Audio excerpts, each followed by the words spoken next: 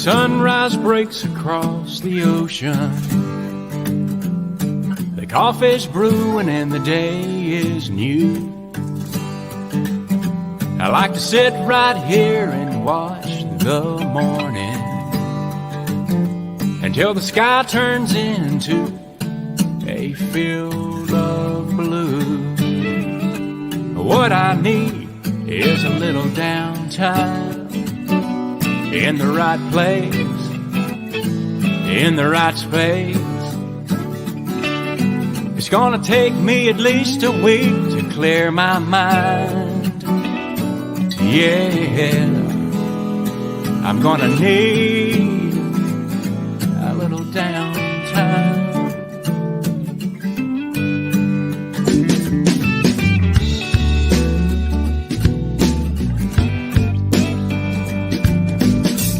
It's a perfect beach day, why don't you think? It's a perfect house day too. And just glad to be here. Yeah, it's warmer than Nashville. It don't really matter what we do. What we need is a little downtime in the right place, in the right space. It's gonna take us at least a week to clear our minds. Yeah, we really need a little downtime. A little downtime.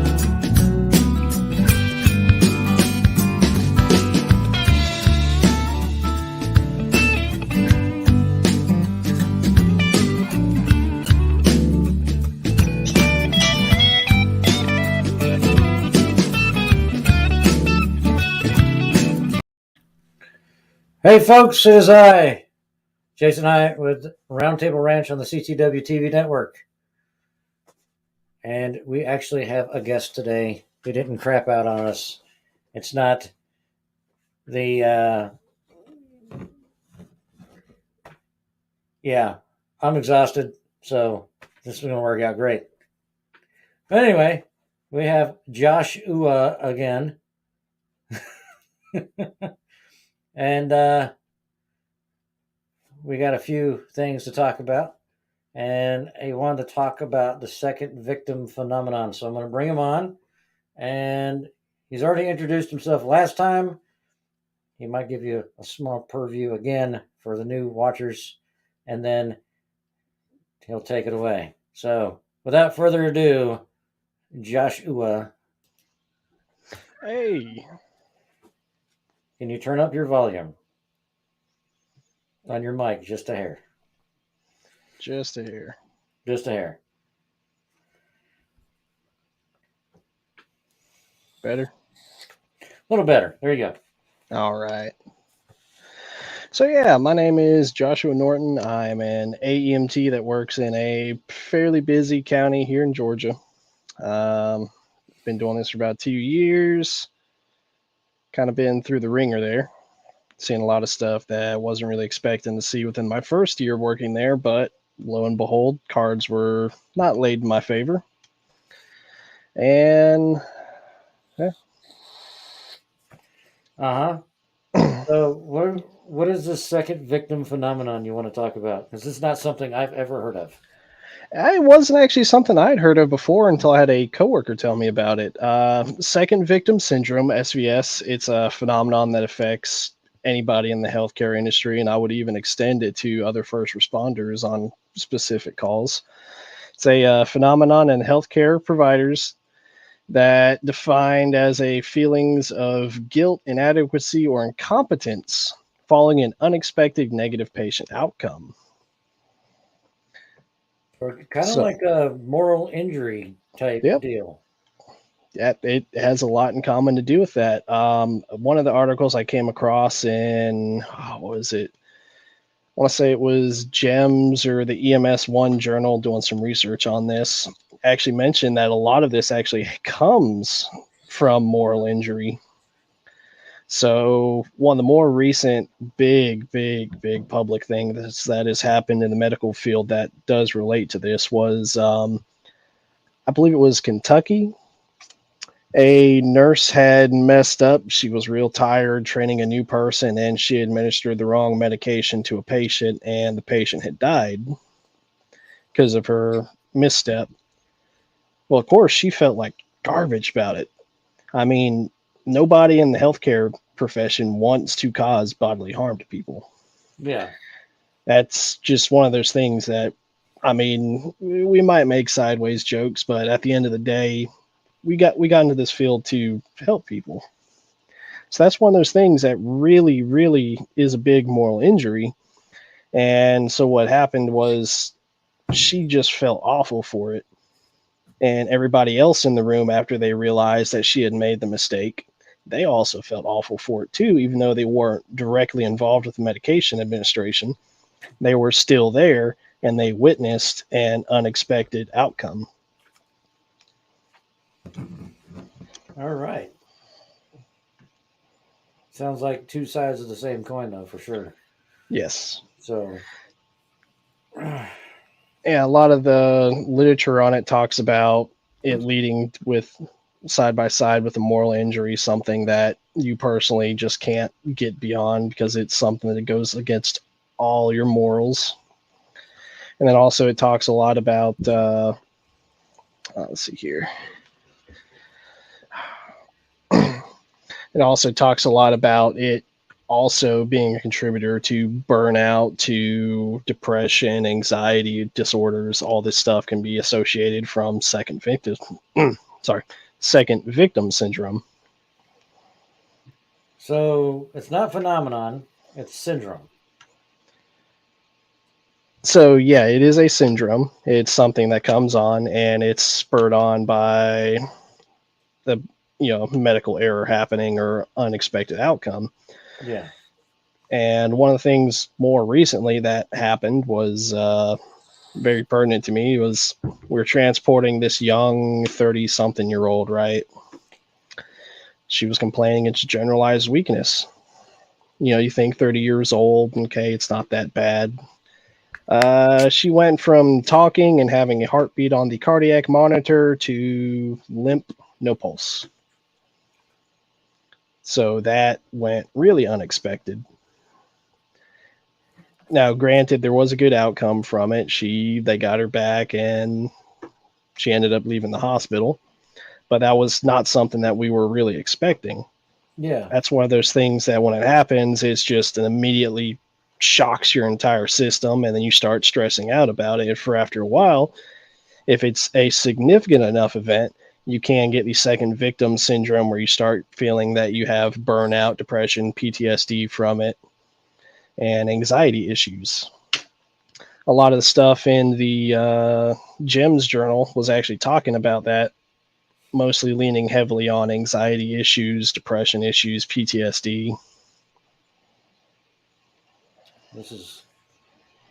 Wasn't really expecting it to be a moral injury, PTSD, which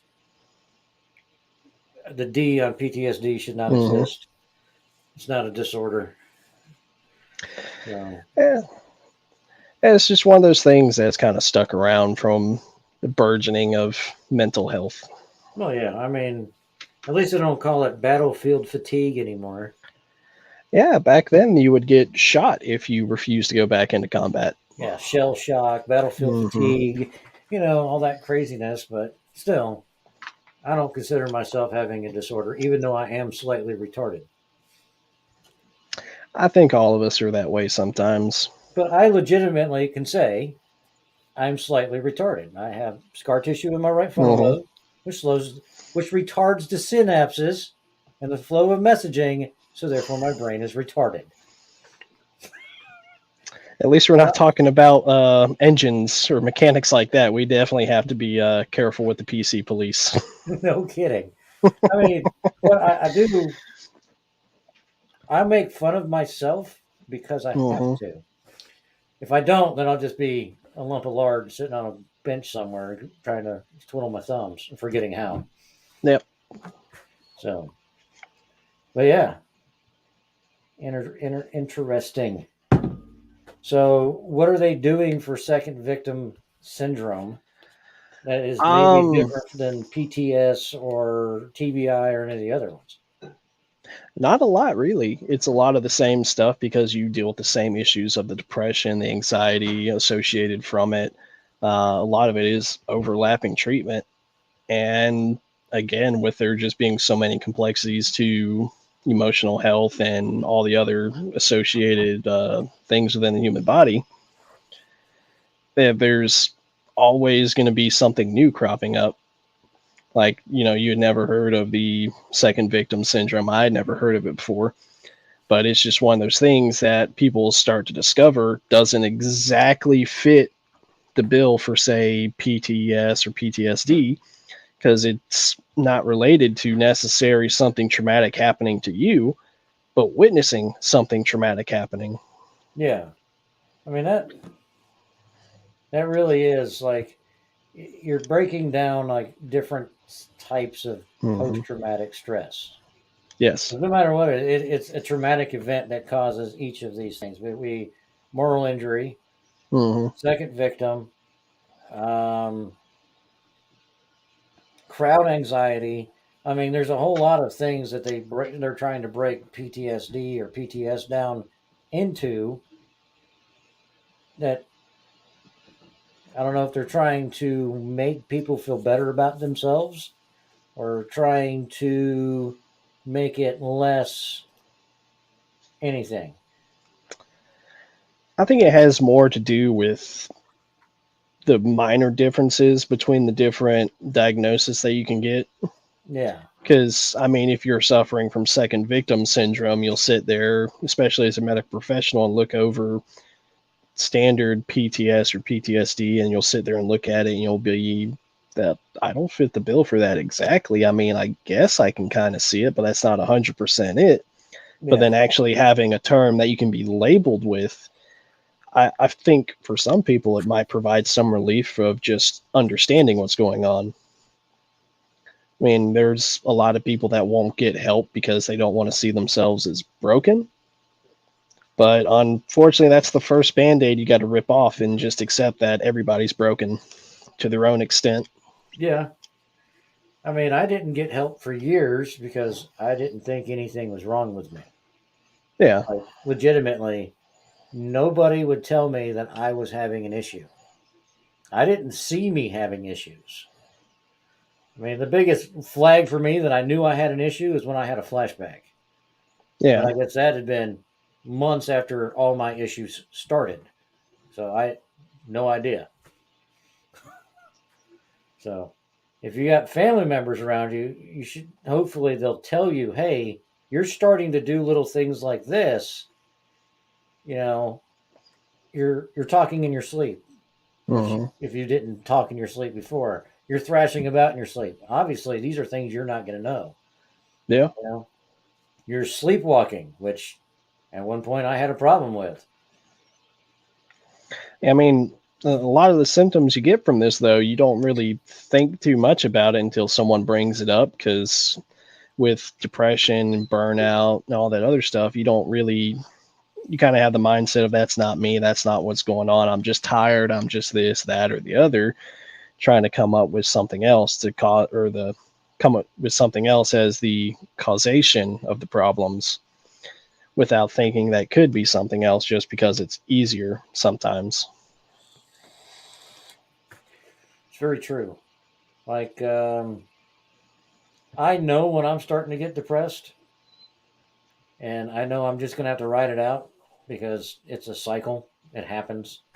Um, but I still try to make myself do things when I'm starting to feel that. Like, if I don't do anything, it gets worse. Mm-hmm. I start, like, I'll have a list of projects and go, I am going to get these done today no matter what. Doesn't matter how much pain I'm in, I'm going to do this. Yeah. And if I make myself do things, I can kind of get through it faster. So, but I am right now, I don't know if you can see, I'm gandering at my puppies. Yeah, you had what, 9 of them was the final tally? 10. 10, man. Yep. Number 7 and I are bonded. We might have to keep her. Oh, well, at least it's a female this time, and Yona Well, shouldn't be a murder machine. but I really will have a hard time giving her away. She came out breech. Why I grabbed the wrong end of the amniotic flip sack, and she actually drowned and was dead for a few seconds, and I had to Oh, bring that's her not back. good. So I'm a little attached to that one. I can tell. So I didn't lose any this time. Last litter I lost one. This litter I did not. I refused to lose a puppy. So, but still sleeping in the shop.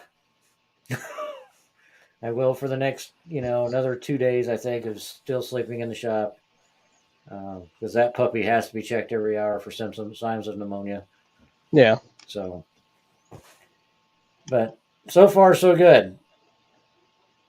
So, oh, it's been Yeah. rough. So back on the subject of second victim syndrome, we have a list of a few things that actually fit a lot of things when generally if you're a first responder, whether it be fire or EMS or even a police officer on scene trying to provide aid to somebody, you might feel these things after the call of doing something stupid or something bad happened. Feelings of guilt, humiliation, worthlessness. You start questioning, am I going to get fired for this? Did I really, really mess up? Being worried about getting sued. I know that's a very, very big one in EMS since Yeah. most of the time your agency is really not going to cover you and you hope that your malpractice insurance is up to date. Yeah. And then, of course, another thing that second victim syndrome that a lot of people everywhere think about is, people are going to think that I'm incompetent. I don't know how to do my job. And unfortunately, just like EMS always, kind of get the short end of the stick on it. Most ambulance services in the US are either private or fire based. Yeah. And within most of the privates, a few of them are hospital based. Most of them are just privately owned and operated. But for the most part, there's not that many benefits being offered for things like second victim syndrome. I know, like, especially where I work, since it is hospital based, we do have the counselors, the chaplain, everybody else that can come in and talk to us just as being an extension of the hospital itself since I already work there. But then you have, your private companies. They're privately owned, operated. They have no ties to anything. They don't really have these benefits. You hope that your insurance will cover to go to a therapist and maybe find a therapist that can help you. But for the most part, it's kind of glanced over. Well, if you're in this area, I know one place you can go and get help. First responders, law enforcement, and veterans don't pay anything. So there is that. You got the Warriors Ranch. They don't they Mm-hmm. offer all those services for free to all of us. Yeah. So um, You know, I think we might have someone in Hollywood watching our show. why is that? So you know the hilarious but interesting to watch show 911. Yeah. Newest episode, they actually at the spoilers, people. If you haven't seen it, spoilers. Sorry, not sorry. They ended off with one of their firefighters who's been through the ringer because, of course, it's a drama show. But Yeah. before that, he was also in the army as a medic trying to save people. Well, he started dealing with his PTSD coming back like a just massive wave on him. But at the end of the show, guess where they ended up going to try to get him to feel better? An equine Equin. therapy ranch. Yep. Well, if you do a quick Google search for PTSD treatments in the last 2 years, equine therapy has really taken off. Of course, I keep track of it because of my situation, but a few years ago, you would have never found a huge posting like, "Hey, donate to this group for equine therapy." It's like, really? Where was this when I was active duty? Because this Yeah. would have been great. Because maybe I had a chance to stay active duty. But Well, it's interesting though. You were what, Scout Cav? yeah, Cavalry Scout. Yeah. Yeah. Why So didn't they have horses anymore? It would have helped people. Yeah, they I know you still have can't horse. use them. You can't use them for combat, but for parades and stuff, and then you'd Yeah. still have the benefits. I mean, they use them at Fort Hood, uh, parade detail, funeral detail, change of command, stuff like that. Yeah, I mean, you have a horse detachment. I'm sure there's a few others that have them. I think Carson might have a horse detachment too. But it hasn't even been that long since the U.S. government has decided that service dogs will actually help people with PTSD or a TBI. I mean, I got my first one 8 years ago, and that's when the VA had just started their program. So Well, you just said the main problem there, government. yeah, I mean everything's controlled by the government, in one way or another. Equine therapy has to be an accepted form of therapy for anybody to get paid for it. Hmm. So the government would have to say, yeah, this is an acceptable form of therapy for somebody to get, to start their business and have taxes and all the other stuff because the government says, yeah, you can do this for therapy. I mean, it's weird stuff. So, but yeah, equine therapy, great place, great thing to do. They'll help you. Yep. Horses know what we don't want them to know for some reason. Every animal kind of knows that, though. You sit there and pay attention enough, animals, you know, everybody, every creature, it has some kind of sixth sense, that just gut feeling that most of us humans go off of. Yeah, Like if you're sitting there talking to some guy and you got a weird feeling in your gut about him, and then he tries to punch you in the face or something. There you go. that's true. Yeah, I mean it's but animals are just crazy. I don't. Sometimes I don't understand how they do things that they do, but they do quite well. So, not all animals gonna try to give you a hug when you feel like crap. Of course, dogs will, Yeah. as we're finding out, horses will too. And then goats. Goats are kind of funny too. So you can sit there and watch goats. Goats will make you feel funny. Yeah, goats are weird. Just don't look them in the eyes. It's not natural. What? Their sideways pupils aren't natural. Oh no, an eye should not be a rectangle. Their eyeballs are the same shape as the bottom of my jacks on the camper.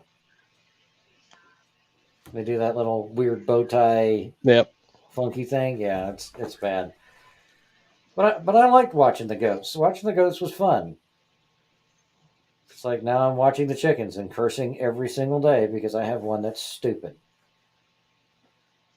I mean, their brain's the size of a pea, so you can't expect much from them. No, but if if you get stuck in the same place every single day, multiple times a day, you probably shouldn't go back to that place. How big is the chicken? She's pretty big. Sounds like she's about to be for dinner. After I get all these other chickens raised up to lay eggs, yes. It's the only real solution for a farm animal like that, unfortunately. Yeah, I know. Well, I don't name the hens. I'll name the rooster, but I will not name the hens because the hens will end up in the freezer. They stop laying eggs, they go in the freezer, which is why we Oh. keep hatching more chickens. Which is this hobby of mine has given me kind of a sense of purpose, which is something we talk about on the show, Hmm. uh, and it's pretty fun. Um, of course, people are messaging me on Facebook when I'm not on Facebook. Come on now, people. Post your comments over here. Oh, there, that way, or there. If you're watching on Facebook, comments go there. All right. Anyway, I'm enjoying this. But every day it's about the same time. I go out and look for eggs, I feed the chickens. I feed the medium chickens in their little 8-frame coop. And I go in the garage and I feed the baby chickens, which are in their brooding box. And then I feed the fish. I feed the cat, and then feed the dogs. But it's like a timeline that I have to set for myself, which is kind of keeping me on my toes. Yeah. So, yeah. I mean, modern day, everything being so fast paced and busy, most people usually end up getting lost and don't feel like they have purpose, just even with the general population, though, when you really think about it. I mean, if the only thing you really have to look forward to is getting home after your mind numbing 9 to 5 job to just take your shoes off and watch a show, you don't really have much of a purpose anyway. Yeah. So having anything, really, any kind of hobby or anything to take care of really kind of helps with that. Oh, yeah. I mean that's why I started working on knives. It's a hobby. It makes me feel good. Um, Doing these shows, like when I first did uh, the Shooter's Rest Radio, I I enjoyed it thoroughly, and we were doing 3 hours every Wednesday, and not just 1 hour. And it was a way to connect with other people, obviously that had the same mindset. But it was also it gave me a way to tone out my other problem I had and focus on something when I retired, and Yeah. it worked out. So this show is a hobby. It's a hobby that can help everybody else. The dogs, I can't say that's a hobby. That's a drive. That's something that I not only feel good about, but I can watch it still happen as I stay connected with all these people that get the dogs. So, I mean, there's only a few dogs that went places that I have no contact with them for some reason, and I think two. There's two dogs that I really don't talk to the people that have them, but I do get updates from other people, so Yeah. it does help. But I can feel good about it. It's like I get to give myself a warm and fuzzy every time I get a message from one of those people. So, but yeah, and of I can course definitely, I can definitely see how that helps out in the long run. it Um, does. I mean, they made it to a year old. I can see the positive benefits they've made in people's lives, and now we got our second litter sitting in the shop, and we're about to do it all over again. And right now it's great because they don't move much, they don't do much. But here in a couple weeks, when they're running around, wagging tails and barking, and they can see and hear everything, it's going to get a little crazy. oh yeah, probably the best part is when they're tiny and not screaming all over the place. Yeah, I mean they do scream. Of course, Wyatt picks them up and moves them quite often, which is what she's doing right now. And when they do that, they scream. So, yeah. But I promised I'd keep this show short today. Like I said, I am exhausted. So, but this is one show I will never cancel if I can help it. I will reschedule it for the next day, but I will never cancel this show or run Yeah. a rerun unless it's like during nationals for the CVMA. I probably will not be doing a show during nationals, but I will have either a rebroadcast or somebody come on and do the show for me. So this one is always live. That way, everybody out there has a chance that they can get the help they need, or vent when they need to, or talk about something they need to. So, but Yep. I'm going to go ahead and call this show complete at 30 minutes so I can get back out there and take care of the puppies. But all right. All Thank you right. so much, Josh. You're welcome. Hopefully next time we'll be able to get some of David's friends on here. I know he had mentioned that and he was looking to get on the show. All right. Yeah. Tell them to reach out.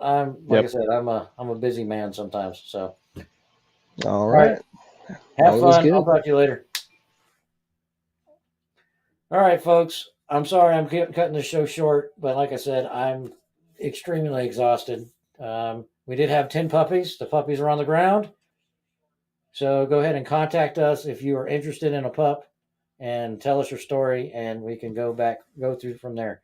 All right. This is Jason Hyatt, CTW TV Network, Roundtable Ranch. I'm out of here.